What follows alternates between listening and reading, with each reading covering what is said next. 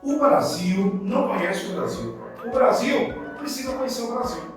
Nesses tempos de quarentena, a gente vai levar algumas aulas para vocês, para nós entendermos, discutirmos aspectos importantes sobre o Brasil.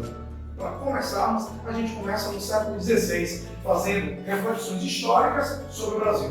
Eu sou o professor Jorge França, sociólogo, historiador, e vou falar um pouco para vocês sobre o Brasil no século XVI.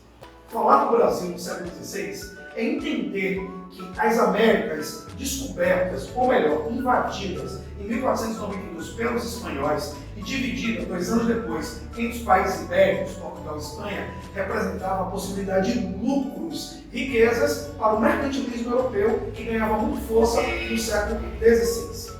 É bom lembrar que a partilha das Américas em 1494 pelo Tratado de Tordesilhas dava a Portugal o litoral brasileiro. Por isso que em 1500, Pedro Álvares Cabral veio para cá confirmar aquilo que era de Portugal 6 anos antes, num tratado que foi dividido pelo Papa, que era a maior autoridade da época. Inclusive o Papa dessa época era o Alexandre VI, um Papa envolvido em corrupção, cheio de falcatrua, promiscuidade, tinha até uma filha que era prostituta, a Lucrécia Borgia. Mas isso é outra história, outra aula, outro dinheiro.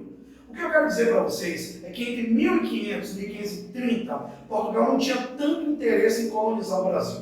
Por quê? Portugal ganhava muito dinheiro com as Índias, com as especiarias, já atuava no litoral africano, ganhando com ouro, prata, produtos preciosos como diamantes, marfim e até mesmo escravos. E também o Brasil era muito grande e não foi encontrado ouro e prata inicialmente. Quem diz isso é Pero de Caminha. Olha o que ele diz. Não encontramos nem ouro, nem prata, nenhuma coisa que venha valer a pena. Talvez o mais importante seja civilizar esses selvagens. Esse é o primeiro relato etnocêntrico da história do Brasil. E é bom lembrar que, nesses primeiros 30 anos, o pau-brasil foi explorado de forma predatória, por isso que houve um desmatamento da Mata Atlântica, e além disso, começou os primeiros contatos entre os europeus e os indígenas. Melhor dizendo, entre os portugueses e as mulheres indígenas. E segundo muitos antropólogos, movimentos feministas e outros, esse é o primeiro passo da cultura do estupro fundada dentro do nosso país. E isso que explica, talvez, as altas taxas de feminicídio em nossa história ao longo desses quase 525 anos de história do Brasil. Algo que é interessante nós lembrarmos, quando nós falamos desses primeiros 30 anos de Brasil, é que o Brasil antes era uma colônia penal de Portugal. Veio para cá ladrões, prostitutas, beberrões, homicidas, judeus, pela intolerância religiosa, para cumprir pena. A colonização do Brasil, propriamente dita, só começa em 1534, um documento que dá origem às capitanias hereditárias, que é a primeira divisão territorial brasileira. E é com as capitanias que nós temos as Sesmarias. E essas Sesmarias, que eram grandes lotes de terra, deram origem aos latifúndios. As capitanias envolviam a administração do governo e o dinheiro da iniciativa privada. Muitos nobres não vieram para cá, não tinham interesse nessas terras. A função das capitanias era plantar açúcar para vender na Europa. O trabalho indígena, escravização do índio. Se no pau-brasil o índio trocava pau-brasil através do escambo com as capitanias hereditárias e a produção do açúcar, os índios começaram a ser escravizados, perderam suas terras. Por isso que muitas capitanias não prosperaram tanto, que muitos índios invadiram as capitanias e chegaram até mesmo a matar os seus donatários. No nosso caso, da capitania da Baía de Todos os Santos, os índios mataram o donatário, o Pereirão.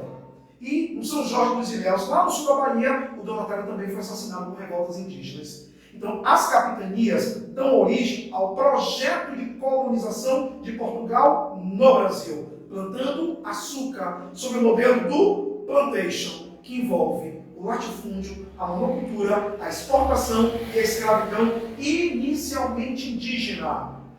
Depois, essa escravidão vai se tornar, uma escravização africana, porque ela vai dar mais dinheiro. Vai ser outra aula, outro dinheiro que a gente vai falar para vocês. E é interessante que as capitanias não deram a Portugal o lucro que ela esperava. Apesar de elas contribuírem para o povoamento e para a defesa, faltava mais para as capitanias. E 14 anos depois, 1548, é criados os governos gerais, que vieram para cá para reorganizar as capitanias.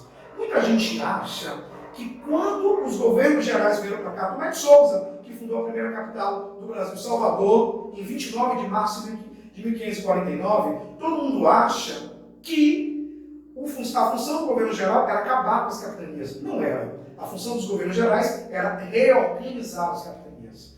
Daí, nós já temos 3 grandes sentidos do nosso modelo colonial. O primeiro sentido, econômico-administrativo, foram as capitanias hereditárias. O outro sentido, político-militar, foram os governos gerais. E tudo baseado no planteio da cana-de-açúcar. E algo que é muito importante quando a gente fala de sistema colonial brasileiro é o modelo escravista, que começa com os índios e atinge seu auge com a população negra que é arrancada da África e vem para cá. Vai ser outra aula. Depois a gente reflete sobre isso. Tchau!